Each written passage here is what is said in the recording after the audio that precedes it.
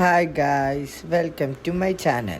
ആദ്യം തന്നെ വന്നു കഴിഞ്ഞാൽ കാസിൻ്റെയും മൃട്ടുവിൻ്റെയും ഫുഡ് ആദ്യം കുക്ക് ചെയ്യും. പിന്നെ കേസ് കാര്യങ്ങളൊന്നും വന്നു കഴിഞ്ഞാൽ അവർക്കുള്ള ഫുഡൊന്നും കുക്ക് ചെയ്യാനുള്ള ടൈം ഉണ്ടാവില്ല. കാസിക്ക് അറിയാം, ഫ്രിഡ്ജ് തുറന്നു കഴിഞ്ഞാൽ ഉടനെ അവളുടെ ഫുഡ് ചിക്കനൊക്കെ എടുക്കാനുള്ളതാണെന്ന് അവർക്ക് അറിയാം. അങ്ങനെ ഫുഡൊക്കെ കുക്ക് ചെയ്യാൻ വെച്ച് കാസിൻ്റെ മൃട്ടുവിൻ്റെ അപ്പുറം കുറേ നേരം കളിച്ച് പണ്ട് വേറെ ഒരുത്തണ്ട് ഗ്രൂം ചെയ്തുകൊണ്ടിരിക്കുക.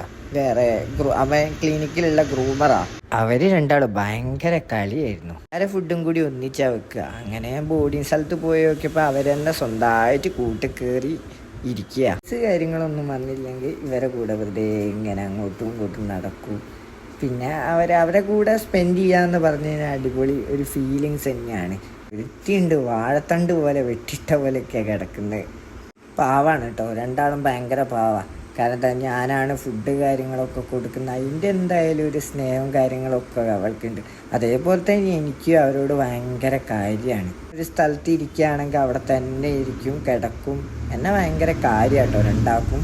എന്ത് സാധനം കിട്ടിയാലും അത് കടിച്ച്, കടലാസാണെങ്കിലും ഗ്ലൗസ് ആണെങ്കിലും സകല സാധനം വയറ്റിലാക്കും. പിന്നെ ഓളെ വായന്ന് എടുക്കണം.